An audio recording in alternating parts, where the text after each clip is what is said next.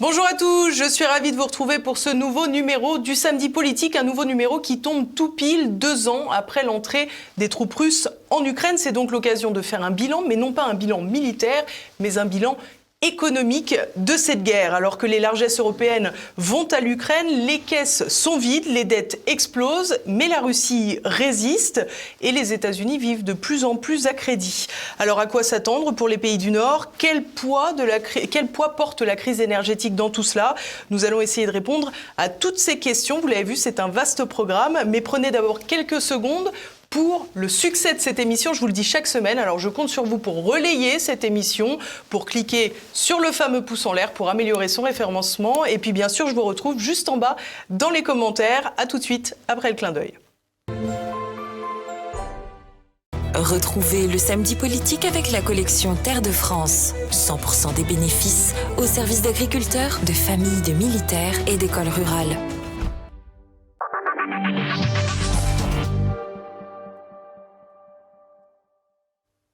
Et à mes côtés pour cette émission, évidemment, Jacques Sapir, économiste. Bonjour monsieur. Bonjour. Merci beaucoup d'être revenu nous voir. Alors vous êtes économiste, je l'ai dit, spécialiste des questions stratégiques, fin connaisseur de la Russie, où vous enseignez également. Vous êtes aussi auteur de très nombreux ouvrages, je n'en citerai quelques-uns. Le dernier, publié chez Jean-Cyril Godefroy, Le grand retour de la planification. C'était un point d'interrogation, je pense que depuis on a la réponse. Mais aussi Démondialisation ou la fin de l'eurolibéralisme aux éditions du Seuil. Vous avez également publié un long article sur Front Populaire, la revue fondée par Michel Onfray il y a peu de temps. Il s'intitulait « Pourquoi l'économie russe résiste aux sanctions occidentales ». C'était en 2 parties. Avant de se concentrer sur la Russie, Jacques Sapir, j'aimerais qu'on parle un peu des États-Unis. Après 2 ans de conflit ouvert entre l'Ukraine et la Russie, quelle économie mondiale, ou plus exactement, quel pan de l'économie mondiale, selon vous, a le plus profité de la guerre ? Alors, c'est assez compliqué à dire. On peut déjà penser qu'il y a une réponse dans les pays asiatiques. Les pays asiatiques ont très largement bénéficié de cette guerre, l'Inde en particulier, mais aussi la Chine, mais aussi l'Indonésie. Après, la question est de savoir quels sont les pays qui ont le moins souffert de la guerre, non pas qui ont profité, mais vous voyez, on va le prendre dans l'autre sens. Très clairement, la Russie s'en tire avec les honneurs. Les États-Unis, parce qu'ils ont de l'énergie à leur disposition, s'en tirent aussi. Et la zone qui a été impactée de la manière la plus violente, c'est évidemment l'Union européenne. Alors restons sur les États-Unis. J'aimerais, s'il vous plaît, écouter Caroline Galacteros. Elle était à votre place la semaine dernière. Elle nous expliquait un point qui, selon elle, était évident. Si l'Ukraine n'est pas protégée, c'est nous derrière, etc., etc., etc. Tout ça, on se demande qui tire les ficelles de tout ça, parce que concrètement, ça veut juste dire faire marcher les industries d'armement. Ce qu'il en reste en Europe, et évidemment le complexe militaro-industriel américain.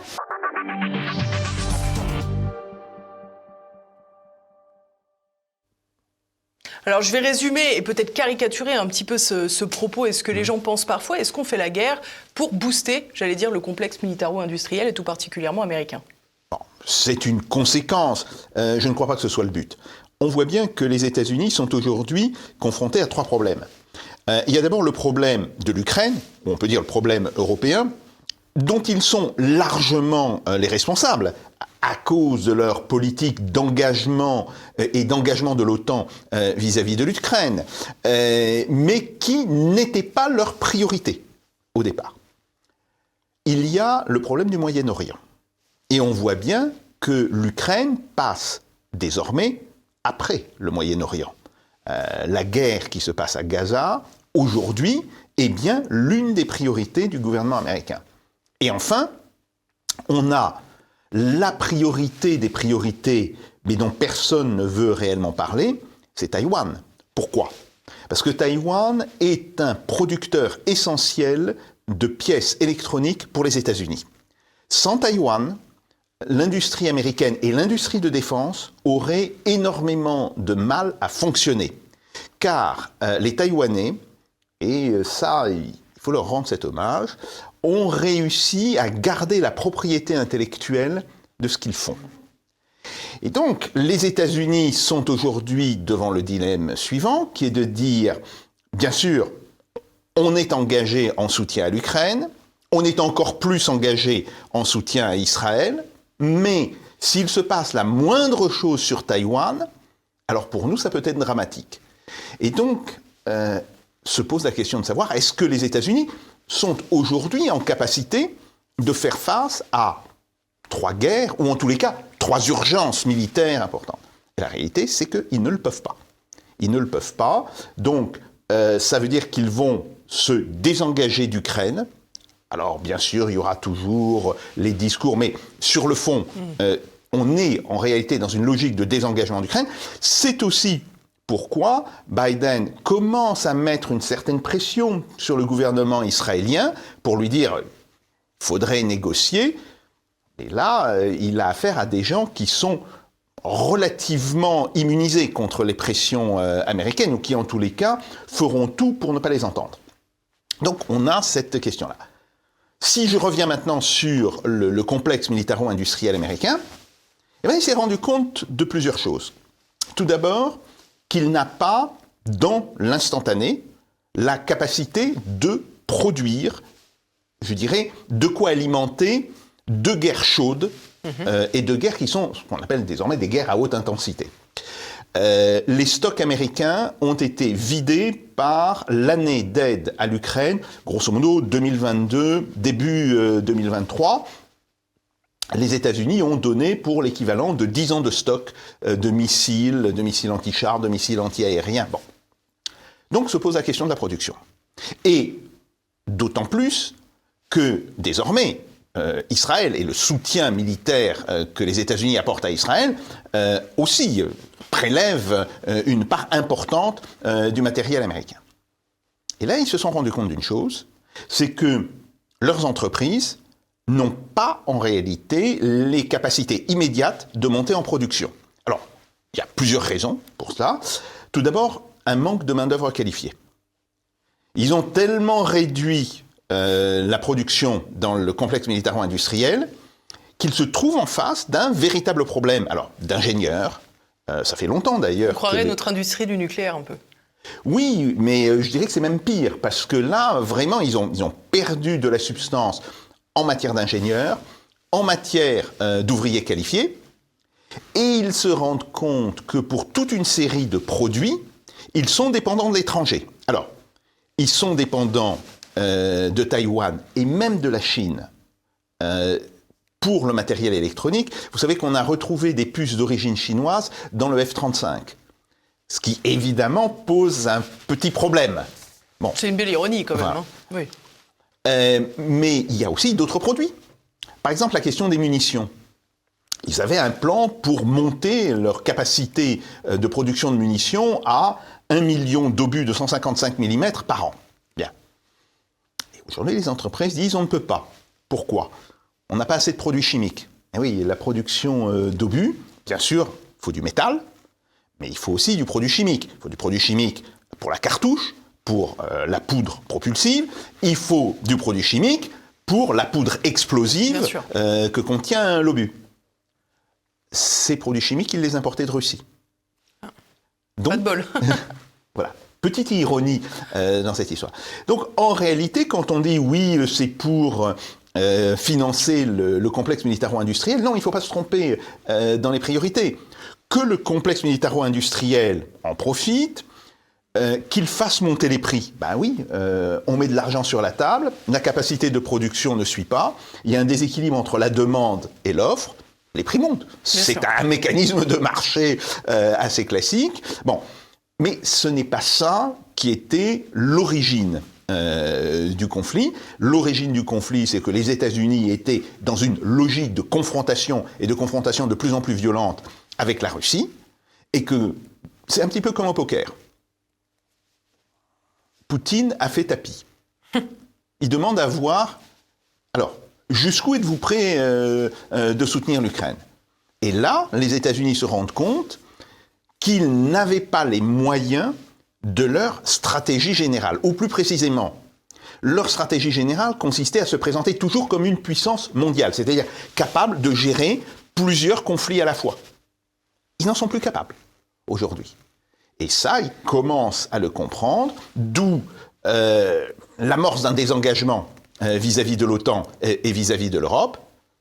Très bien, ça posera d'autres problèmes à l'Europe, mais même s'ils le font, la capacité de gérer deux crises majeures, Taïwan et le Moyen-Orient, reste très problématique.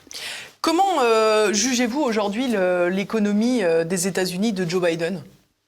Alors, c'est une économie qui est repartie après la crise de la Covid. Il y a eu des mesures qui ont été prises par Joe Biden qui sont de bonnes mesures, hein, comme par exemple l'Inflation Reduction Act, mais qui aujourd'hui... Alors qu'on s'entende bien, pardon, excusez-moi, parce que je sais ce qu'on va avoir dans les commentaires, qui sont de bonnes mesures pour les États-Unis. Pour les États-Unis, oui, tout à fait. Là, si vous voulez, je me mets à la place d'un Américain. Donc, il a pris des bonnes mesures, mais la traduction de ces mesures en réalité commence à poser problème. Et là, on retrouve, je dirais, une plaie générale de l'économie américaine. Les États-Unis ne forment pas assez d'ingénieurs. Alors, bien sûr, pendant tout un temps, ils recrutaient des ingénieurs étrangers. Bon. Mais ils ont mis tellement maintenant de freins à l'immigration, et en particulier l'immigration des étudiants. Vous savez, ils ont bloqué ça par rapport à la Chine. Bon, ils commencent à avoir un vrai problème. Ils ont laissé la main-d'œuvre ouvrière baisser en qualité. Or, il y a toute une série de choses où c'est pas possible. Il faut des gens qui soient réellement compétents. Par exemple, deux domaines importants. Le domaine aéronautique. Et une partie des problèmes que rencontre Boeing sont liés à des malfaçons sur la chaîne de production. Tout simplement parce qu'on est obligé de recruter des ouvriers qui n'ont pas les compétences nécessaires. Mais il y a un autre problème qui se pose, c'est la production des sous-marins. Sur la production des sous-marins nucléaires, tous les chantiers prennent actuellement beaucoup de retard pour la bonne raison que l'on est en manque d'une main-d'œuvre extrêmement spécialisée. Donc, c'est là où on se rend compte que, globalement, les États-Unis commencent à, je dirais, se heurter aux limites d'un système qu'ils avaient eux-mêmes mis en place, mais qu'ils avaient mis en place il y a 30 ans. C'était l'idée de dire, bon, l'industrie américaine n'a pas tellement de problèmes, on pourra toujours s'approvisionner chez un tel, chez un tel, chez un tel. On développe beaucoup les services financiers en particulier, oui, Wall Street et reste la grande place internationale. Mais aujourd'hui, qu'ils se rendent compte que cette forme de délocalisation n'est plus tenable, qu'ils sont engagés eux-mêmes dans un processus de relocalisation, ils devraient se poser la question, qui est la première, ce qui est formation des hommes et des femmes, bien sûr. Si vous voulez. Bon. Et là, ils ont pris un tel retard que... Alors, je ne dis pas que ce soit un problème insurmontable. Ils peuvent peut-être le surmonter en 10 ans ou en 15 ans. Mais dans l'immédiat, ou disons dans les 2-3 ans qui viennent, ils ne pourront pas. Donc ça pose un véritable problème pour l'économie américaine globalement. De plus, l'économie américaine, traditionnellement, vit à crédit. Alors, si vous voulez, c'est quelque chose qui était très connu. Raymond Leville, le grand designer, disait en fait le rêve d'un Américain, c'est je pars en voiture décapotable sur une autoroute qui était financée par un emprunt d'État qui n'a jamais été payé, avec ma petite amie que j'ai piquée à mon meilleur ami, et je vais payer avec un chèque en bois l'essence pour continuer le voyage. Donc, tout est à crédit. Bien. Ce crédit fonctionne tant que, ou disons ce système fonctionne, tant que l'on est en croissance. Tant que l'on est en forte croissance, en réalité, le revenu de demain est plus que suffisant pour couvrir les dettes que l'on a faites hier. Donc là, oui, ça fonctionne. Mais aujourd'hui, les États-Unis sont dans une logique de croissance qui est beaucoup plus faible que celle qu'ils pouvaient avoir il y a 30 ans ou il y a 40 ans. Et donc, oui, ils ont un véritable problème aussi de financement. Donc, ça veut dire que les mesures qui, je le répète, sont des mesures relativement bonnes qu'a prises Joe Biden. Bon, ces mesures arrivent à la limite de leurs effets. Et aujourd'hui, il faudrait des mesures beaucoup plus structurelles, des mesures qui soient des mesures alors pour l'éducation, pour la santé, parce que c'est très bien d'avoir des travailleurs, encore faut-il qu'ils soient en bonne santé. Bien sûr. Même chose par exemple pour les militaires.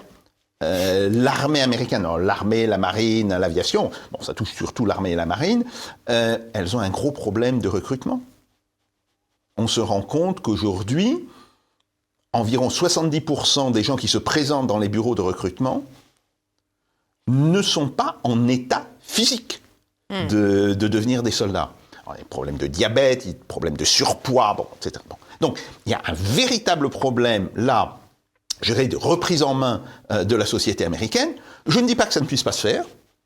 Bon, les États-Unis peuvent probablement, s'ils le décident, et ça ils ne l'ont pas encore décidé, mais s'ils le décident, ils peuvent d'ici 10 ans ou 15 ans remettre un petit peu d'ordre dans la maison, mais tant qu'ils ne l'auront pas fait, ils ne pourront pas, d'une certaine manière, affronter les défis mondiaux auxquels ils se sont eux-mêmes confrontés.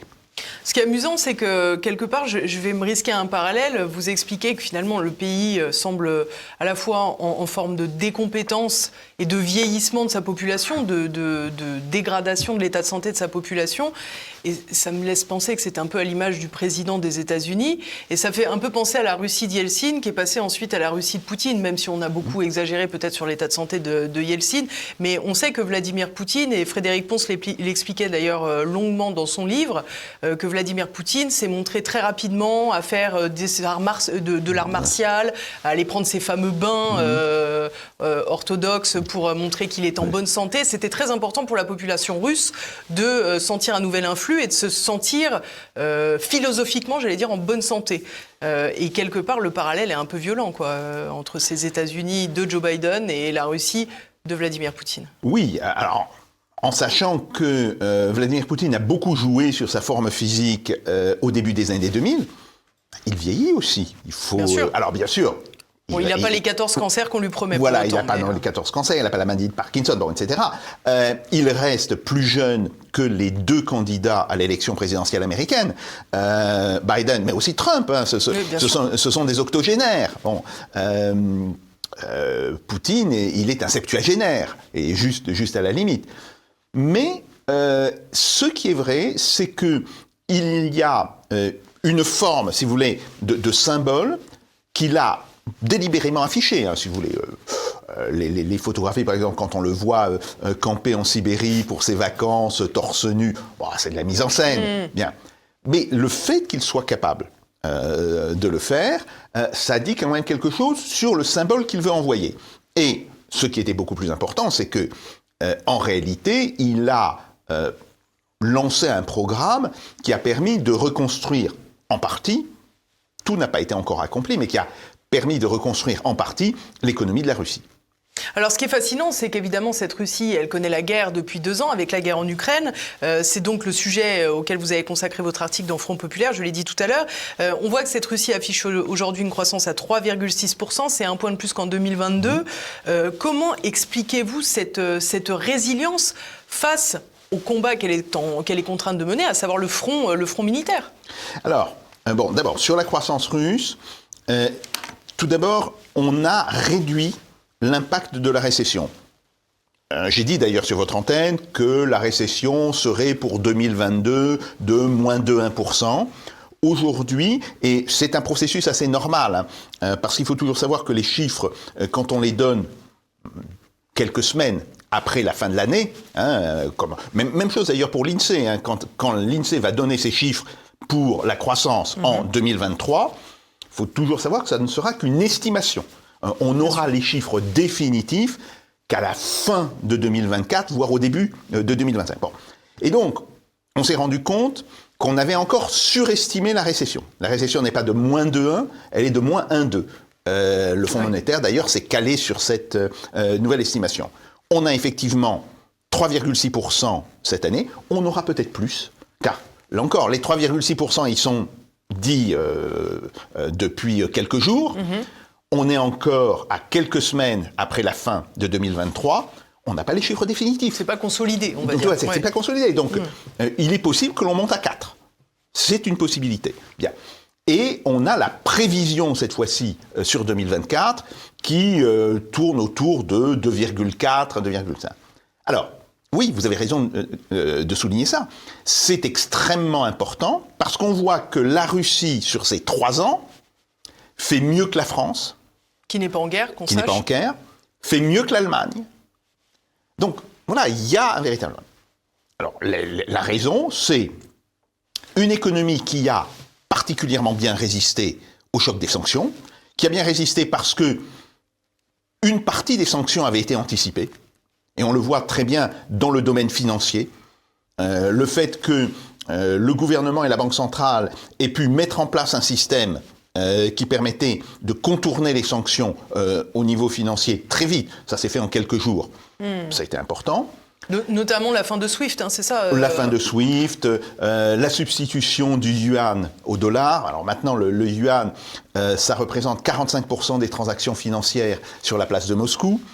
Et les comptes en devises, en yuan, sont désormais plus importants que les comptes en devises en dollars et en euros. C'est-à-dire que le yuan a effectivement remplacé le dollar et l'euro. Bon. Mais ça, on n'en a pas parlé d'ailleurs, pardon, pour les États-Unis, mais c'est quand même aussi quelque chose de très important, ce recul du dollar pour les États-Unis. Tout à fait, tout à fait. Et ça, c'est un problème en suspens pour le long terme. Bon, après, le gouvernement russe a très vite pris des mesures. Et il faut savoir que la loi qui donnait les pleins pouvoirs économiques, qui a permis au gouvernement russe d'agir, elle a été votée le 8 mars. Donc, l'intervention, c'était le 24 février, même pas, c'est 12 jours, enfin, c'est très rapide. Bon. Il y a la réaction des entreprises, qui a été très positive, et qui nous a tous surpris, et je m'inclus dans le lot, si vous voulez. Moi, je pensais que la Russie connaîtrait une récession de moins 4, moins 5%. Hein. Bon, pas les moins 10, moins 12 qui étaient annoncés par les institutions occidentales, mais moins 4, moins 5%, ça semblait réaliste. Non. Les entreprises ont beaucoup réagi, et au cœur de cette réaction, il y a effectivement la question de l'investissement. Et ça, ça fait une rupture par rapport aux autres crises qu'avait connues la Russie. La crise de 98, bien sûr, mais la crise des subprimes. La Russie a été fortement touchée par la crise des subprimes. La première vague des sanctions, qu'on oublie en règle générale, qui a frappé la Russie 2014-2015, et la crise de la Covid, qui a aussi été une crise... bon. Dans ces 4 cas, l'investissement baisse. Si vous voulez, le premier résultat de ce choc, c'est une baisse de l'investissement. Et là, au contraire, on a vu l'investissement augmenter, non seulement augmenter, je dirais, en pourcentage du PIB, mais augmenter globalement, c'est-à-dire augmenter de manière absolue. Et il a encore plus augmenté en 2023. Et, si vous voulez, cet effort d'investissement, il porte en réalité l'économie russe actuellement. L'économie russe, elle va bien parce qu'il y a eu un effort d'investissement important. Alors, bien sûr, une partie de cet investissement a été fait pour des raisons militaires. Si vous voulez, il est tout à fait clair que le gouvernement russe a fait monter l'industrie militaire très vite. Mais quand on regarde les chiffres, on voit que ça ne représente qu'à peu près 40% de la croissance. Après, il y a la consommation des ménages, qui est extrêmement importante. Et il y a aussi d'ailleurs l'immobilier, parce qu'il y a actuellement une espèce de frénésie immobilière dans les grands centres de Russie.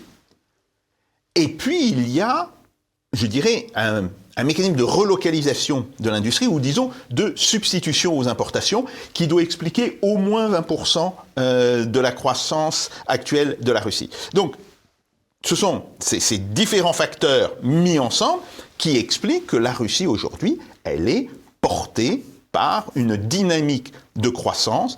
Alors, bien sûr, la croissance va retomber par rapport à 2023 en 2024. Une partie de la croissance de 2023, c'était aussi un rattrapage par rapport à 2022.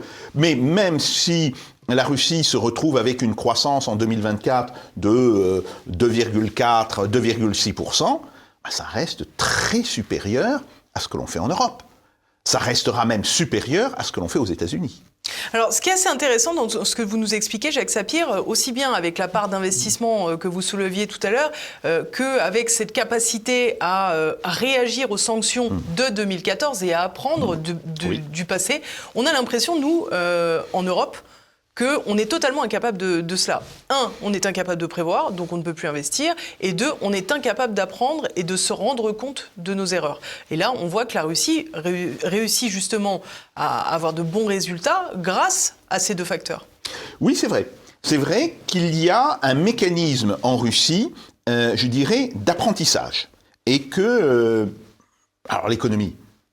Les gens qui interviennent dans l'économie, c'est pas quelque chose de désincarné. Ce sont des gens dans le privé, ce sont aussi des gens dans l'administration. Ils ont tiré les leçons de ce qui s'était passé dans la première crise des sanctions, donc 2014-2015. Ils ont aussi tiré des leçons de la crise de la Covid. Et alors, ce qui, moi, me frappe, quand je compare, par exemple, ce qui se passe en Russie et ce qui se passe en France, c'est que en France, on avait dit... il y a des leçons à apprendre de la crise de la Covid. On ne peut pas rester aussi dépendant qu'on ne l'est de l'étranger, etc. Bien. Si je peux me permettre, pendant le Covid, on disait également qu'il y avait eu des leçons à tirer de la grippe H1N1 que personne n'avait tiré. Tout à fait. Vous vous rappelez du rapport sénatorial. Absolument. Oui, absolument.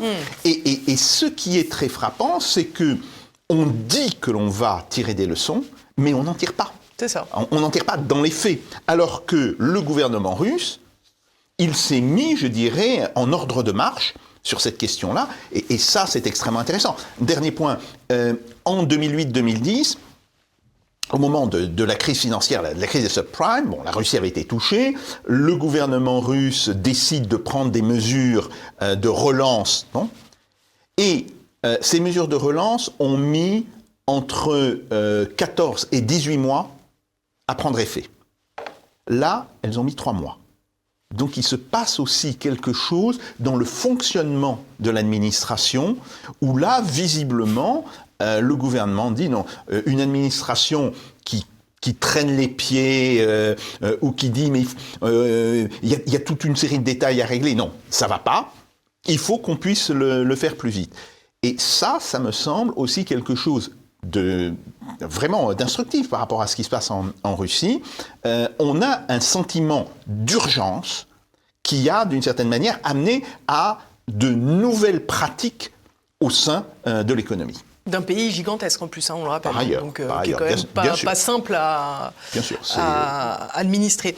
Alors, vous évoquez donc dans cet article longuement la question des sanctions. On a évoqué celle de 2014-2015. Je vous avoue que je n'ai pas leur nombre en tête. Tout ce que je sais, c'est qu'aujourd'hui, 18 000 sanctions sont en vigueur contre la Russie. C'est assez surréaliste de voir que la Russie se porte bien avec toutes ces sanctions, surtout quand on a entendu le bilan qu'on a dressé des États-Unis et le bilan qu'on va dresser de l'Europe juste après. Alors oui, ça peut paraître stupéfiant, mais d'abord il faut savoir une chose. Les sanctions ne sont efficaces que si elles sont appliquées par une grande majorité de pays. Or, une grande majorité des pays n'a pas appliqué les sanctions. Alors, que ce soit des pays qui étaient alliés à la Russie, la Chine, que ce soit des pays qui, tout en condamnant la politique extérieure russe, en disant non, ce que vous faites en Ukraine n'est pas acceptable, etc., se sont refusés à appliquer les sanctions. En fait, on le voit même avec un pays de l'OTAN, la Turquie, qui continue de commercer avec la Russie comme avant. L'Inde, c'est aussi évident, par exemple. L'Inde a voté contre la Russie aux Nations Unies. Bien. Mais l'Inde, elle a aussi développé son commerce avec la Russie. Donc, ça, c'est intéressant. Pourquoi ? Parce que ça veut dire une chose. Il y a toute une série de pays qui considèrent que la guerre qui se passe en Ukraine, ce que les Russes appellent l'opération militaire spéciale, ce qu'il faut bien appeler par son nom, c'est une guerre. C'est quelque chose qui ne concerne que la Russie et l'Ukraine. Que eux ne sont pas concernés. Et que donc, ils ne voient pas pourquoi ils mettraient en œuvre des sanctions contre les entreprises russes ou contre la Russie en tant qu'État. Donc, quand on a ce type de situation, évidemment, on a un problème quant à l'efficacité des sanctions. Ajoutons à cela le fait que la Chine est, depuis 2016-2017, la première puissance économique du monde, pas par habitant, bien sûr. La Chine, c'est 1 milliard 450 000 habitants. Bon, mais en termes de volume, elle est la première puissance économique du monde, et que le fait que la Chine soit en soutien de la Russie, évidemment, est quelque chose de tout à fait essentiel pour la capacité de la Russie à faire face aux sanctions. On a le sentiment aussi finalement que c'est philosophiquement un peu l'effondrement de l'hégémonie occidentale, finalement, ce que vous nous expliquez. Parce que quand on écoute l'Occident dicté par les bons sentiments, tout le monde doit condamner la Russie. En réalité, il y a un réalisme politique qui s'est mis en place et qui est très éloigné des obsessions occidentales, quoi. Oui, tout à fait. Alors, c'est vrai d'un point de vue idéologique, mais c'est aussi vrai d'un point de vue économique. Je vous ai dit. Oui, on peut dissocier les deux, d'ailleurs, voilà. comme fait l'Inde. Absolument. En 2016-2017, la Chine passe devant les États-Unis, mais encore plus intéressant, l'ensemble des BRICS sont passés devant le G7. Ils sont passés visiblement l'année dernière. Bon, alors que ce soit l'année dernière, que ce soit plutôt au début de cette année, ça n'a pas beaucoup d'importance. Mais il faut toujours rappeler une chose, le G7, en 1992, ça a représenté 45% de l'économie mondiale. 45%, ben, pratiquement la moitié. Aujourd'hui, on est autour de 32-33. Et les BRICS, bon, qui n'existaient pas encore, mais qui en 1992, si on additionnait le PIB de ces différents pays qui pesait que 16%, à peu près le tiers de ce que pesait le G7, aujourd'hui pèse au moins autant, voire plus. Donc ça aussi, c'est un changement absolument gigantesque dans les, dans les rapports de force dans l'échiquier internationaux. Mondial, presque. Absolument. Est-ce qu'aujourd'hui, on peut considérer ou pas que la Russie est dans ce que l'on appelle une économie de guerre ? Non. Non. La Russie a des dépenses militaires importantes. Oui, c'est vrai. Alors, ça dépend comment on fait le calcul, mais on sait que ça représente entre 6 et 6,5 du PIB. Oui, c'est important. Hein. Par exemple, les pays européens, c'est autour de 2%. Bien. Mais en même temps, il faut savoir que des chiffres de ce type-là ne caractérisent pas une économie de guerre. Une économie de guerre, c'est quand vous avez des dépenses militaires qui représentent environ 20% de votre PIB. Donc c'est nettement au-delà. Et il y a une manière de comparer le poids de l'effort militaire russe de manière historique. Si vous prenez, dans les années 60, qu'est-ce que sont les dépenses militaires aux États-Unis ? Les dépenses militaires aux États-Unis, c'est entre 7,5 et 8,5%. Hein, c'est le moment de la guerre du Vietnam, hein, donc il y a un engagement important des États-Unis, mais pas seulement. Avec la réussite qu'on connaît d'ailleurs. Voilà, mais les États-Unis mènent aussi une course aux armements sur les missiles intercontinentaux, sur les sous-marins lance-missiles, etc. Bon, résultat, les États-Unis dépensent entre 7,5 et 8,5% pour leur défense dans les années 60. Donc on voit que la Russie reste en fait en deçà de ce niveau-là. Alors oui, bien sûr, ça fait beaucoup, hein, ça fait grosso modo le triple de ce que l'on a en France. Bon, mais c'est quelque chose qui est parfaitement supportable par l'économie russe, qui ne la met pas en danger. Et surtout, ça veut dire que dans la production industrielle, tout ne va pas à la défense. En réalité, il y a une grosse partie qui alimente la consommation des ménages, la consommation publique hors défense, c'est-à-dire la construction de ponts, de routes, d'hôpitaux, d'écoles, etc. On parle souvent dans le cadre du conflit militaire entre l'Ukraine et la Russie de la zone de la mer Noire. On sait que depuis que le conflit a éclaté, et tout particulièrement depuis les 6 derniers mois, il y a beaucoup de manœuvres qui sont effectuées dans cette zone. On sait également que le port d'Odessa notamment, mais que la zone est amenée à avoir transité beaucoup de marchandises. Quel est l'impact pour l'économie russe, cette zone de tension Alors, c'est un impact qui, pour la Russie, reste limité, parce que la Russie a d'autres ports qui ne sont pas sur la mer Noire pour faire sortir ses marchandises. Hein. Il y a la Baltique, évidemment. Il y a l'océan glacial arctique, Mourmansk, tous les ports qui sont au nord de la Russie. Bon, et la fameuse route du Nord, hein, qui n'est utilisable qu'en été... Enfin, l'été et une partie de l'automne, qui longe en fait le pôle, mais qui est en fait beaucoup plus courte quand on veut aller en Chine. Bon. Et puis, il y a aussi les ports sur l'océan Pacifique, Vladivostok, Nakhodka. Bon. Donc, il faut savoir que pour la Russie, la mer Noire, bien sûr que c'était important, mais ce n'était pas aussi important que pour l'Ukraine. Pour l'Ukraine, c'est le seul débouché. Hein. C'est le seul débouché. Et c'est pour ça que ce que craignent par-dessus tout les Ukrainiens, c'est une action des Russes qui ferme complètement Nikolaïev, Odessa, etc. Alors, et si je peux me permettre, c'est précisément l'importance de la mer Noire pour l'Ukraine qui fait que finalement ça devient important pour la Russie. Oui, militairement. Mais je dirais que économiquement, la Russie a beaucoup moins d'intérêt dans la mer Noire que n'en a l'Ukraine. Alors, on a fait un tour d'horizon de cette santé économique et des conséquences des sanctions occidentales. Je vais poser une question un peu provocante. Si on voulait mettre à genoux la Russie, qu'est-ce qu'il aurait fallu faire ? D'abord, est-ce que c'était possible ? C'est ça la vraie question. Autant la Russie, à la fin des années 90, à la fin de la période Yeltsin, était terriblement dépendante des pays occidentaux, autant elle l'était déjà bien moins en 2014, et ayant tiré les leçons de 2014, elle l'était en 2022 nettement moins. Donc déjà, se dire on va mettre la Russie économiquement à genoux, ça me semblait être une chimère, globalement, quelle que soit la nature des mesures que l'on prenait. D'autant plus qu'on n'était pas majoritaire. Si vous voulez, les sanctions, déjà, elles n'ont pas beaucoup d'effets en général. Mais les cas où elles ont des effets, c'est quand elles sont appliquées par une grande majorité de pays. Si vous voulez, par exemple, les sanctions sur l'Afrique du Sud, les sanctions sur la Rhodésie. Hein. Ces sanctions, elles étaient appliquées des États-Unis à l'Union soviétique. Il y avait un consensus international. Et le fait que les pays de l'OTAN étaient absolument incapables de créer ce type de consensus, ça voulait déjà dire qu'on ne pouvait pas raisonner en termes de sanctions. Après, quel était le choix pour les pays de l'OTAN ? Intervenir militairement en Ukraine ? Personne ne le veut.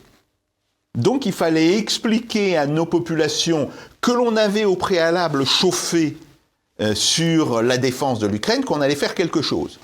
Bon, on va faire quoi ? Les sanctions. Donc, en réalité, je pense que le discours sur les sanctions a eu une base déclarative. C'est de la politique. C'est pas de la politique, c'est de la communication. Oui. Oui, vous avez raison. Mais maintenant, la politique, c'est presque plus que de la communication. Mais ça a eu cette dimension dès le départ. Alors, j'aimerais à présent qu'on revienne sur une date fatidique, le 26 septembre 2022. Les gazoducs Nord Stream 1 et 2 qui relient la Russie à l'Europe, là aussi symbolique, étaient sabotés au fond de la mer Baltique. Selon vous, qui a le plus souffert de cette rupture d'approvisionnement ? Oh, clairement, c'est l'Allemagne. Hein, et globalement, on peut dire que l'ensemble des mesures qui ont touché au flux d'énergie, que ce soit le pétrole, que ce soit le gaz, etc., ça a été essentiellement l'Union européenne qui a subi le choc le plus gros. Si on regarde par exemple en perte de croissance, et on dit voilà, il y avait telle et telle estimation, par exemple les estimations faites par le FMI, de la croissance de la Russie faite fin 2021, donc avant le début de la guerre, pour l'Union européenne, pour la France, pour l'Allemagne. Bon. Et à quoi est-on arrivé désormais ? Bien, on voit que la Russie a perdu à peu près 3 points de croissance sur 3 ans. Sur 3 ans, hein, donc bon. Même chose pour la France. Et pour l'Allemagne, c'est 5,7%. Une perte de 5,7%.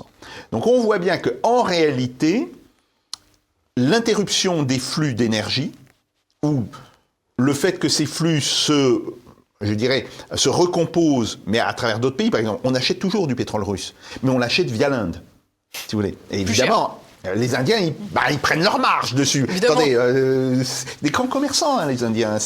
Faut jamais oublier ça. Il y a une tradition de commerce en Inde qui est extrêmement importante. Bon, même chose pour le gaz liquéfié, hein, le GNL. Bon, aujourd'hui, la France, l'Espagne, l'Italie achètent du GNL russe. Alors bien sûr, c'est pas du GNL où il y a marqué Russie dessus. Il est passé par d'autres pays qui eux-mêmes l'ont acheté à la Russie.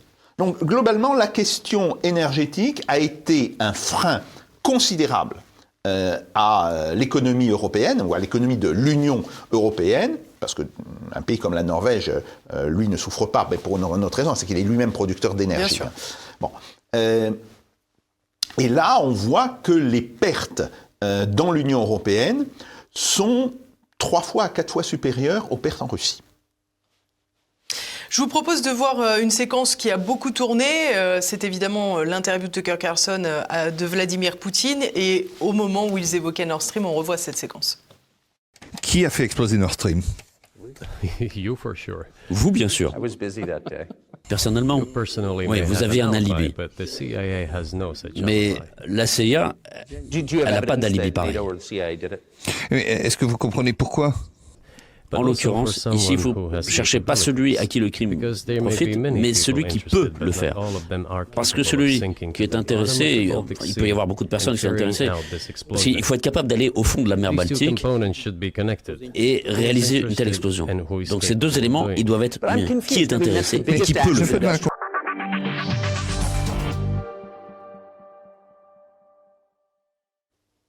Les États-Unis ont profité du sabotage de Nord Stream ? Oui, c'est évident. C'est évident.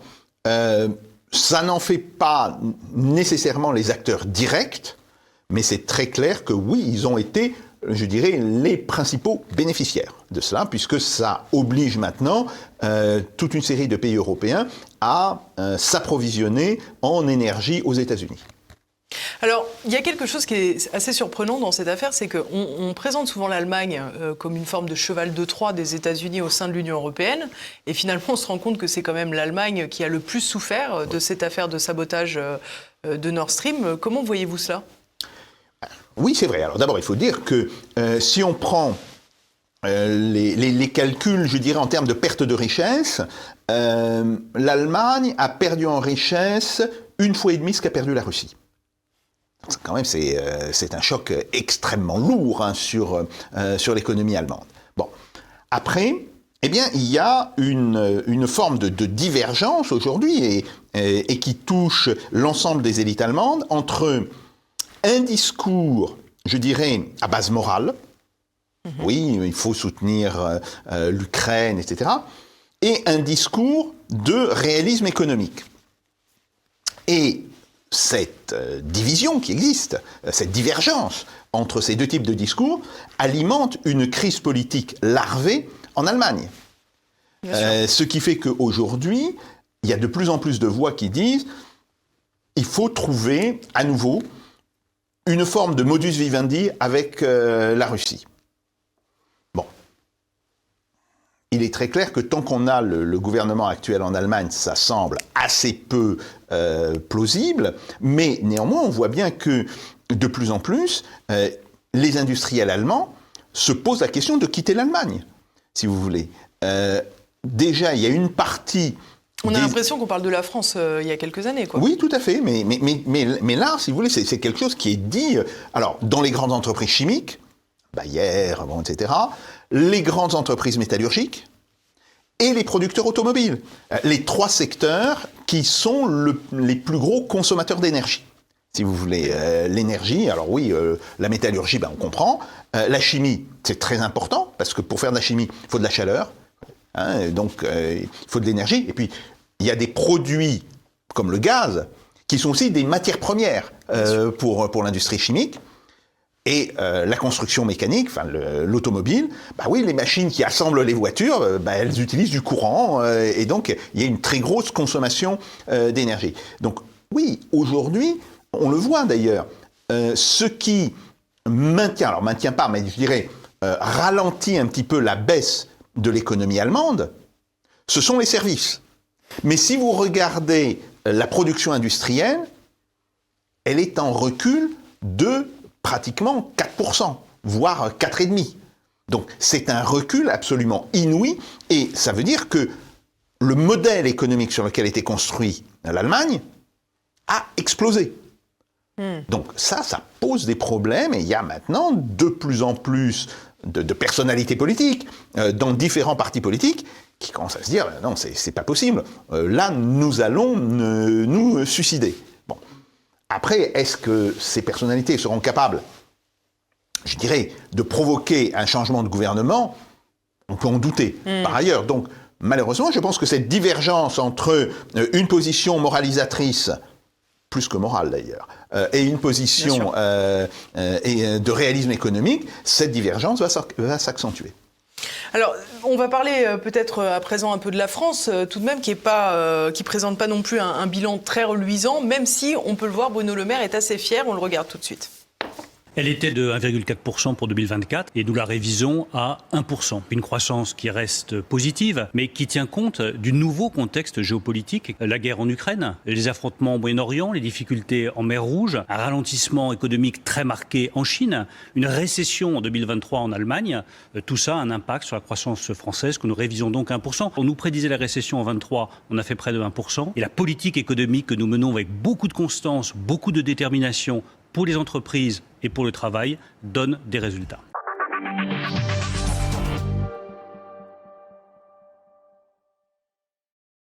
L'avantage, c'est que Bruno Le Maire, qu'il soit écrivain ou qu'il soit ministre de l'économie, il est toujours extrêmement fier de lui et quand ça va pas, c'est pas de sa faute. Oui, ça c'est un grand classique. Alors, oui, l'économie française, paradoxalement, est une des économies de l'Union européenne qui va le moins mal. C'est exact. Nous avons fait 2,4% de croissance en 2022. Nous avons fait non pas 1, mais 0,8 en 2023. Et nous ferons probablement encore 0,8 en 2024. Donc on reste toujours en positif, très faiblement, mais on reste en positif. C'est entièrement exact. Après, comparé aux prévisions qui étaient faites en 2021, je l'ai dit tout à l'heure, c'est un recul de 3%. Globalement, la croissance réelle par rapport à la croissance qui était anticipée en 2021, il y a une différence de 3%. Ça, c'est le premier point. Alors, comme nous sommes moins industrialisés que l'Allemagne, et de beaucoup, nous avons moins souffert. Et paradoxalement, c'est ce qui nous a protégés très largement. Nos entreprises étaient moins dépendantes de l'énergie. D'abord, notre secteur industriel est plus petit et nos entreprises étaient moins dépendantes de l'énergie. On n'a pas de grandes entreprises chimiques en France, ou disons, travailler en France. Après, on peut en voir à l'étranger. Vous savez que, par exemple, Total a quasiment à 80% de ses raffineries hors de France. Bon. Donc, voilà, ça, c'est ce qui nous a un petit peu protégés. Mais on a d'autres problèmes qui, eux, ne sont pas du tout liés à la conjoncture internationale, c'est la baisse de la productivité du travail. Et si vous regardez, par exemple, qu'est-ce qui explique la stabilisation du chômage en France? Le maquillage des chiffres, souvent. Non. Hors maquillage des chiffres, alors maquillage des chiffres, pas maquillage des chiffres, c'est l'utilisation de différents concepts. Oui. Tout le monde est centré sur la catégorie A, et en fait, il faudrait regarder les catégories A, B et D. Bon, ok. Oui, mais puis quand les chômeurs n'ont plus le droit aux allocations, souvent, ils se déclarent plus comme étant chômeurs. Et quand on réduit les conditions d'allocation... Oui, mais vous pouvez inclure les gens qui sont RSA. Bon. Globalement, effectivement, il y a eu une petite embellie sur le domaine de l'emploi. Mais à quoi est-elle liée? Elle est liée à deux choses. Un, la baisse de productivité. La productivité du travail en France a baissé de 5%. Alors, c'est très bien. Comme nous maintenons, d'une certaine manière, la production, ça veut dire qu'il faut embaucher plus de monde.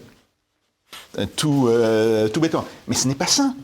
Si vous voulez, cette baisse de productivité, elle provoque de l'inflation, parce que quand la productivité des entreprises baisse, les coûts augmentent. Donc ça, c'est un premier point.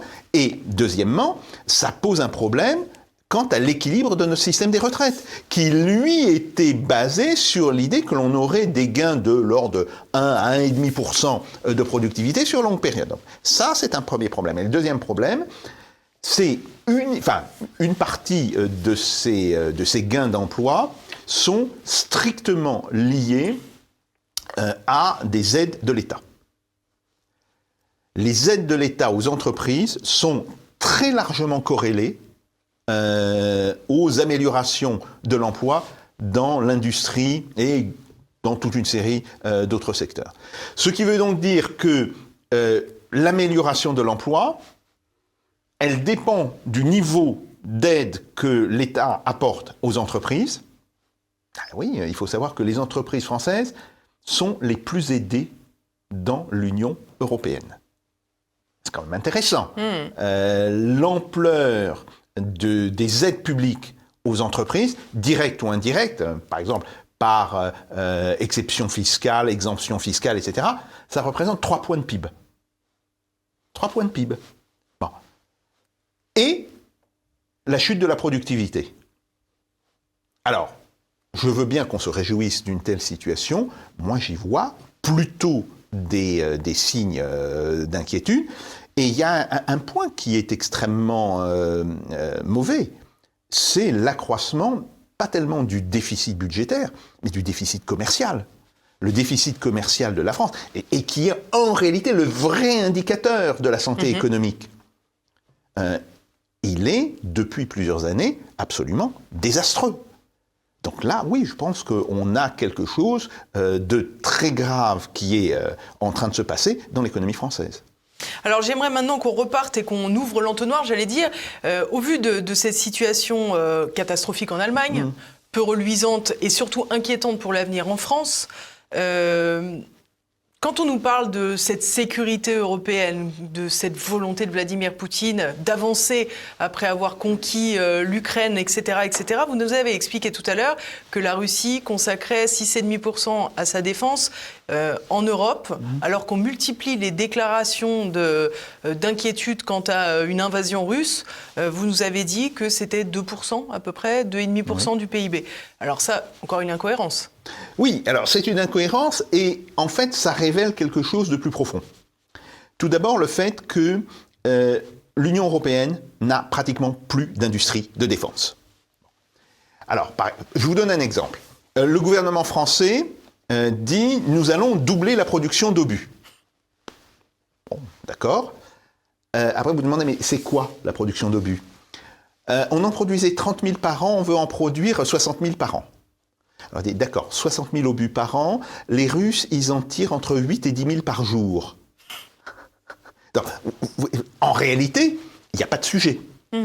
Si vous voulez, il n'y a pas de sujet. Même chose dans toute une série d'autres domaines. Il y a une entreprise qui devait livrer des fusils à l'Ukraine, qui ne les a toujours pas produits. Elle ne les a pas produits parce que elle n'a pas les crédits. Alors, on a dit qu'on allait lui donner le crédit, ils ne sont toujours pas donnés. Elle n'a pas les matières premières. Comme elle n'a pas les crédits, elle n'a pas pu régler ses fournisseurs. Et elle n'a pas pu embaucher de la main-d'œuvre qualifiée. Et c'est, si vous voulez, ça se passe aussi en Allemagne, ça se passe aussi au Danemark, etc. Non. En fait, on est dans un système où les femmes et les hommes politiques croient que donner de l'argent suffit. Or, la réalité, c'est pas l'argent, c'est que l'argent se transforme en produits, en chars, en missiles, en fusils, en munitions, etc. Et aujourd'hui, nous n'avons plus cette capacité.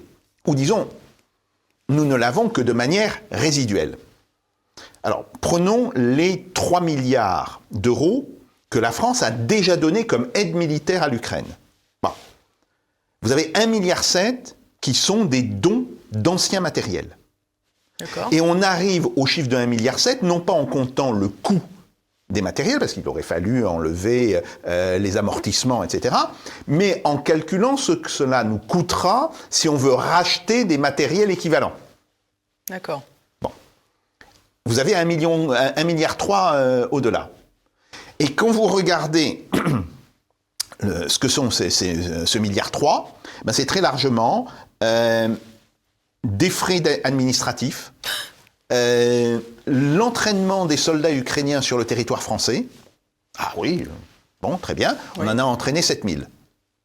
C'est-à-dire... Qui pose quand même un problème. Moins que la perte mensuelle sur le front. Oui. En plus, voilà. Mais ça pose quand même un problème au regard de la Russie pour la belligérance et compagnie. Tout à fait, mais bon, on a ça, bien. Et les Ukrainiens eux-mêmes ont dit à Macron, enfin Zelensky quand il est venu à Paris, il a dit, mais on n'a pas vu la couleur de l'argent que vous nous avez promis.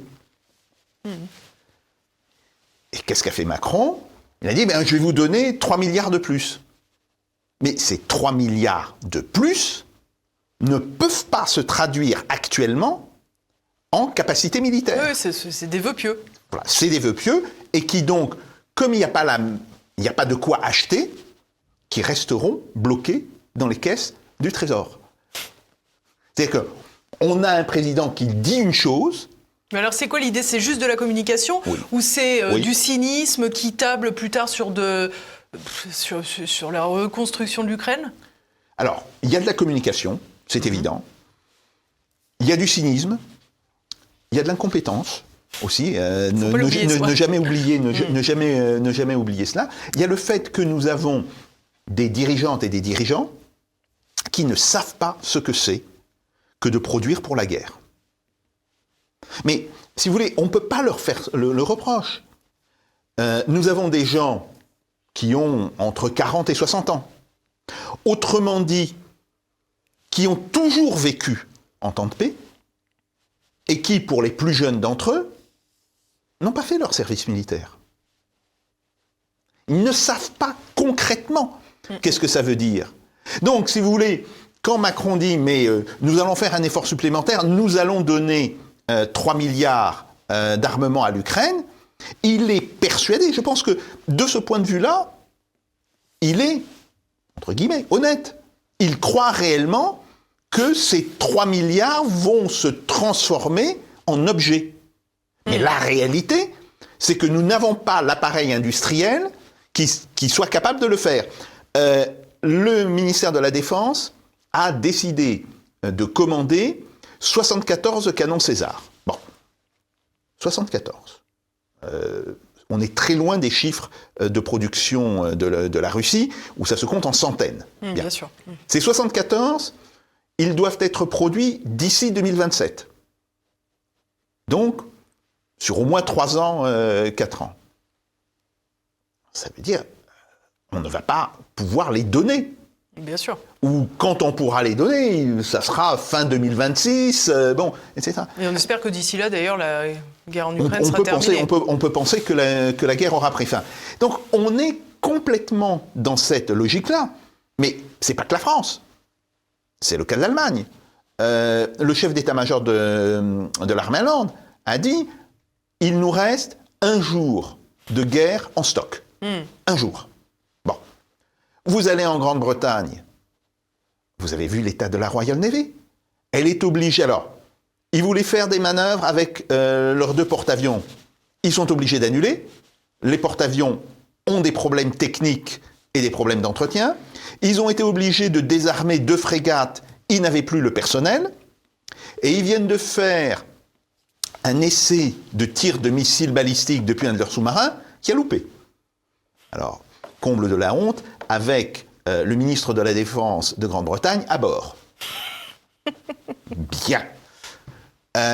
Donc, en fait, c'est ça l'état de l'OTAN et des pays de l'Union européenne. Alors, la vraie question qu'on doit poser, c'est de dire, quand on sait qu'on est dans ce type de situation, ne vaut-il pas mieux dire aux Ukrainiens, négocier, ou en tous les cas, vous décidez, vous décidez, mais nous ne pourrons pas vous donner plus. Très clairement, nous ne pourrons pas vous donner plus que ce que l'on vous a donné en 2022 et début 2023. Et ce n'est pas les 12 ou 14 F-16 qui arriveront en Ukraine probablement au mois de juin qui vont y changer quoi que ce soit. Donc, dans cette situation-là, il vaudrait mieux tenir un discours de vérité aux Ukrainiens et de leur dire, bon d'accord, c'est très bien ce que vous faites, vous vous battez très courageusement, etc. Mais sachez une chose, vous n'aurez pas d'armes de notre part. Non pas qu'on ne veuille pas, mais on ne peut pas vous les donner. Nous n'avons pas aujourd'hui les capacités. Donc, les Américains ne peuvent pas vous en donner plus, les pays européens ne peuvent pas vous en donner plus, tirez-en les conséquences. Toute dernière question pour conclure cette émission, Jacques Sapir. Certains ont évoqué la possibilité de créer un impôt de guerre. Finalement, on a vu que des sanctions économiques au nombre de 18 000 avaient été appliquées à la Russie avec les résultats que nous avons décrits, donc des résultats qui n'ont pas visiblement mis l'économie russe à genoux. On a vu que l'Union européenne, elle était à la peine, tout particulièrement avec celui qui était le moteur avant, à savoir les Allemands. La France, peut-être, résiste mieux, mais on l'a bien compris, pour une situation un peu différente, et notamment due à son industrie affaibli déjà. Donc la croissance est en berne, nous avons des problèmes d'énergie. Finalement, est-ce que c'est pas ça l'impôt de la guerre ? Bien sûr. Bien sûr. En fait, l'impôt, un impôt financier qui serait payé par les contribuables ne s'impose pas, puisque l'argent n'a pas été donné et ne sera pas donné à l'Ukraine avant plusieurs années. Donc, il n'y a pas de besoin financier de ce point de vue-là. Mais l'impôt, il est déjà payé par les entreprises, par les travailleurs, par les consommateurs. Il est payé sous la forme de l'inflation. Alors, toute l'inflation n'est pas due à la guerre en Ukraine. Hein. L'inflation, elle avait commencé en juin 2021. Mais bien sûr que la guerre en Ukraine est venue, d'une certaine manière, aggraver ce problème de l'inflation. Oui, c'est ça la réalité. Et encore plus, la perte de croissance. La perte de croissance et donc la perte de richesse potentielle. Alors, je sais que c'est quelque chose qui n'est pas très parlant pour les gens. C'est toujours cette idée que, oui, si on avait fait ceci ou cela, nous aurions eu une croissance de temps et donc nous aurions eu telle richesse en plus. Bon, mais c'est aussi ça, c'est le manque à gagner, oui, voilà, bien sûr. C'est le manque à gagner. Et ce manque à gagner, je vous dis, il est de l'ordre de 350 milliards en France sur 2022, 2023 et 2024. Il sera de l'ordre de 750 milliards en Allemagne. Et si on applique le même raisonnement sur la Russie, c'est autour de 450 milliards. Donc déjà, la France plus l'Allemagne, c'est plus du double des pertes subies par la Russie. Une bien belle opération, donc. Merci beaucoup, Jacques Sapir, d'être venu jusqu'au plateau du Samedi Politique. Merci à tous de nous avoir suivis. J'espère que cette émission vous aura plu. J'espère également que vous allez pouvoir me l'écrire juste en bas dans les commentaires. Bien sûr, partagez cette émission, vous contribuez à son succès. Et puis, cliquez sur le pouce en l'air, ça améliore le référencement. Je vous donne rendez-vous la semaine prochaine pour un nouveau numéro. En attendant, portez-vous bien.